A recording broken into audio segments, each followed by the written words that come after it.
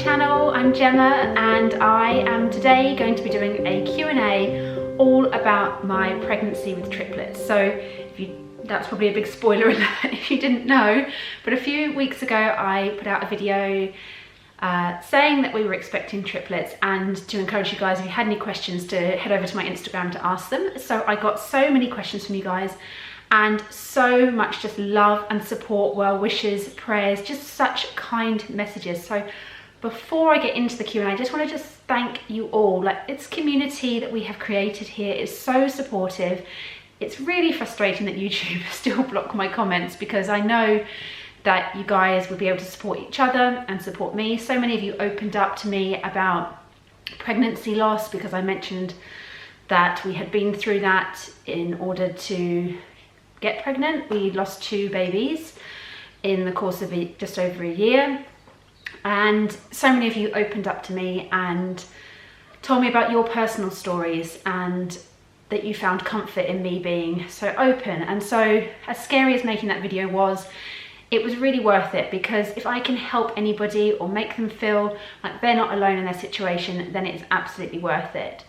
So with that being said, I'm going to get through as many questions as possible, because you had lots. There is some that are pretty similar, but I will try to, again, be as open and honest as I possibly can for you. So one of the main questions that I was getting, and lots of you were really lovely in the way that you asked it, was, did we manage to get pregnant naturally or with fertility treatments or IVF?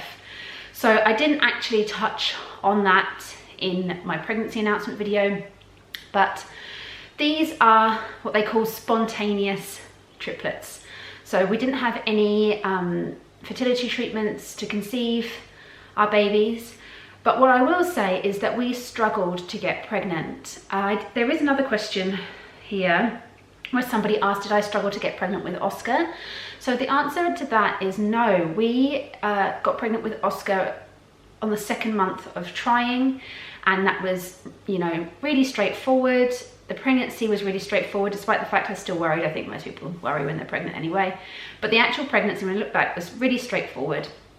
Then when we tried for our second, around December 2018, we got pregnant, and we miscarried that baby really early on. We then got pregnant again a few months later, and again we miscarried that baby. And then from that point on, that was around February 2019, and I was actually miscarrying that baby during our transition to Ireland, like on the plane. So it's a really tough time to us. We were moving country and we were losing a baby at the same time, so it was really tough. And then we had moved, and they tell you after a miscarriage it takes a while for your cycle to get back, and obviously we had the added stress of moving house, moving country, getting ourselves settled in a new place, and my cycles were kind of erratic, and I just thought, you know, it's obviously taking its time. And it kind of got to the summer and it was still getting erratic, and even so more erratic. So I went to my doctor and I said, you know, we're trying to conceive, we've had 2 miscarriages, but my cycles are all over the place. And she kind of said, you know, it is normal after a miscarriage for that to happen, but let's run some tests. So we just agreed that we would just keep trying naturally, and we would go away to New York and we would reassess it maybe in the new year if we still weren't pregnant.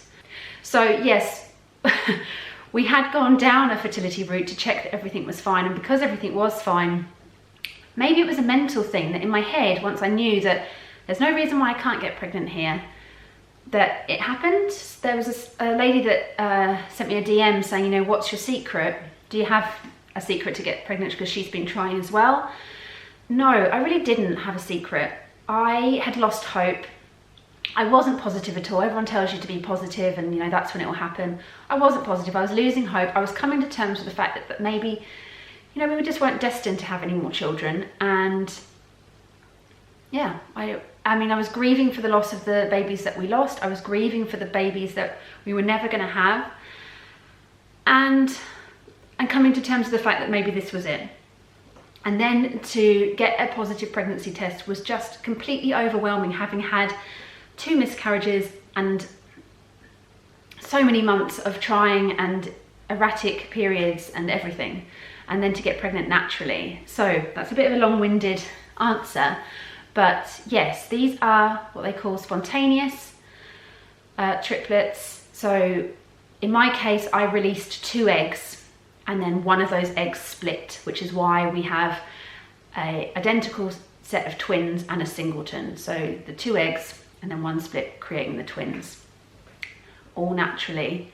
And just, you know, after our story, an absolute miracle from me thinking, within like a couple of weeks from me thinking that was it for us, to then being pregnant, little did I know it was also triplets. Okay, another question that quite a few of you asked was, does multiples run in either side of your family? So for me, no. I don't think, even back to great-grandparents, there's no multiples in my side of the family. My husband, on the other hand, is the only non-multiple in his family. He is one of 5 children, and he has a set of twins, non-identical, older than him, and he has a set of twins, non-identical, younger than him, and he is like ultimate middle child. So he does come from a family of multiples, but as much as they kind of said to me, to release 2 eggs comes down the female line. So the fact that I released 2 eggs would normally come genetically through the female line, so it wouldn't have anything to do with my husband. So I don't know about that, but no multiples on my side, so it might just be a genetic thing that I personally have and nobody else in my family has, but my husband does have multiples in his family. Okay, another really popular question was, can you find out the genders of multiples? Will you find out, and will you do a gender reveal? So the answer is yes, they can find out the gender of multiples. They can't find out via blood test, so you can find out using the Harmony test quite early on in a single pregnancy. Through a blood test, you can tell the gender. And that's around like, I think 10 to 12 weeks, you can find that out via blood test if you're having a single pregnancy. But you can't do that with multiples, because obviously a blood test will come back and they could be different genders, they could be the same genders, but it will come back kind of inconclusive. So we have to wait until our 20-week anatomy scan if we want to find out the genders. The second part of that question is, will we? And the answer is, we are going to find out the genders. We found out with Oscar really early on through a scan at around 12 weeks that he was a boy, but we kept it to ourselves, and we, you know, when he was born, we told everybody then. And that was because I don't like surprises, and my husband quite enjoys them. So we compromised, and we said we would find out but keep it a secret. And that is the same as what it's going to be this time. As far as I'm aware, my husband still thinks the same, that he doesn't want to tell anybody. So we are going to find out the genders, purely as well based on the fact that if we can do anything to prepare, if we have any knowledge beforehand to help us prepare, the better. For example, naming them. So when you're having triplets, you're not having to just come up with one name. We're having to come up with 6 names, 3 girls and 3 boys, because we don't know what we're having. So we've been thinking about, well, we've been thinking about 6 girls' names because we want a first and a second name, and 6 boys' names. Clothing wise, it doesn't really matter. We've got a lot of old clothes from Oscar, and he was fairly gender neutral in his baby clothes. They're all pretty much white, grey or whatever.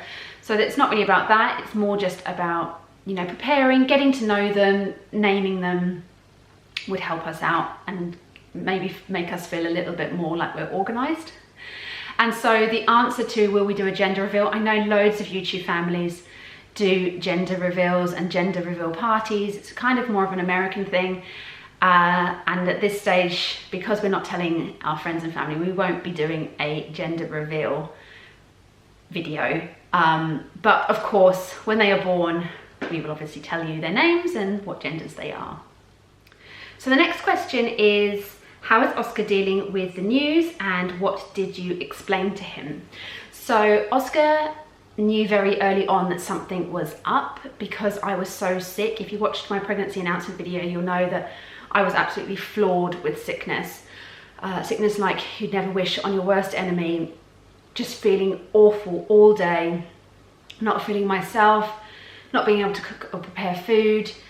And I'd gone from being a stay-at-home mum, being quite active with him, getting out twice a day on his bike, you know, doing activities with him, to being in bed. And my husband had to kind of step in and take some of the role of preparing his food, coming home early to do his dinner because I just couldn't stand the smell of food. And so he noticed, of course he noticed that something was up, and he learnt Mummy's a bit sick very early on. He had more screen time than he's ever had in his life because I just couldn't get out of bed and I don't have anybody to rely on to look after him. It's taken him a while to break the screen time habit, but we're back to normal now.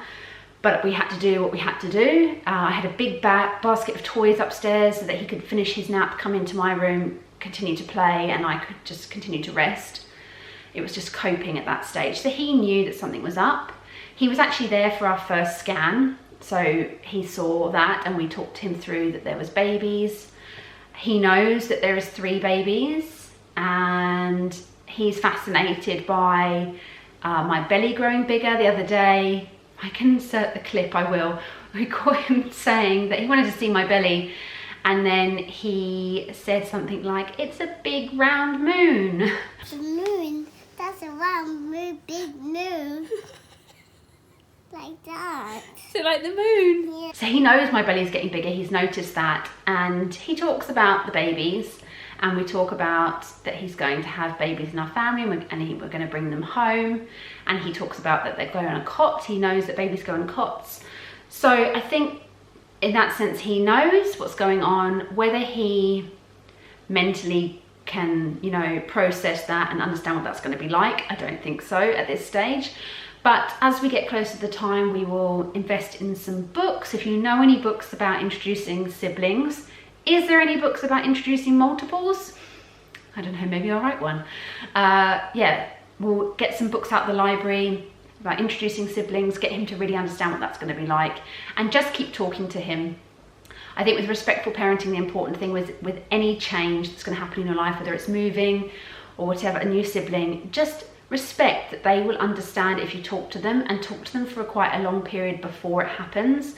Their processing time is much slower than ours, so to just keep repeating the change that's going to happen and talking about what that might look like is what we're doing. So yes, in answer, he does know.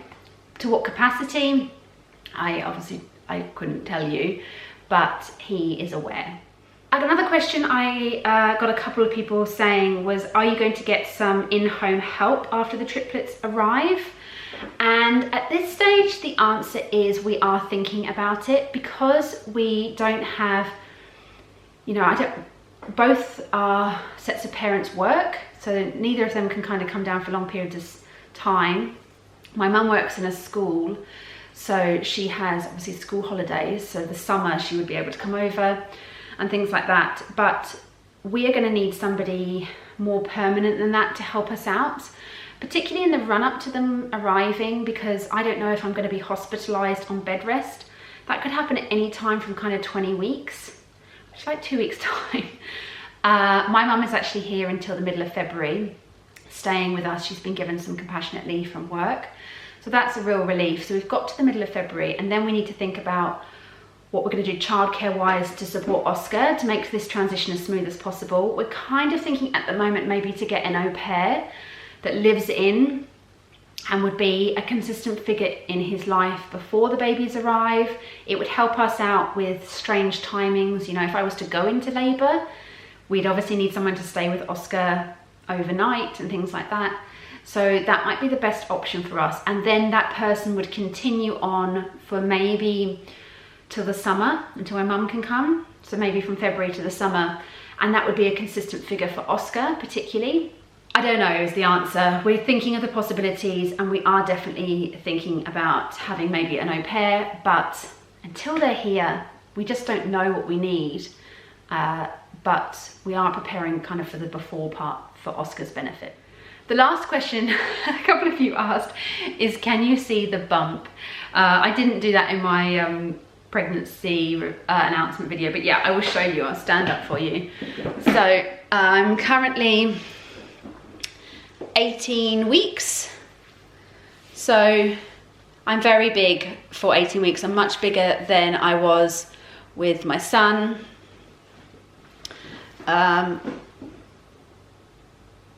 Yeah, but obviously there's 3 in there, and they're all the size of a single baby. So it's not like they're smaller. At 18 weeks, they're still the same size as what an 18-week gestational baby would be if they were single, but I've got 3. So I think on my app, at the moment, they say they're the size of a sweet potato, which to be fair can be any size. But so I've got 3 sweet potatoes. So yeah. Anyway, that is the end of my Q&A video. I hope that answered some of your questions. So thanks for watching, and I will see you again soon. Bye.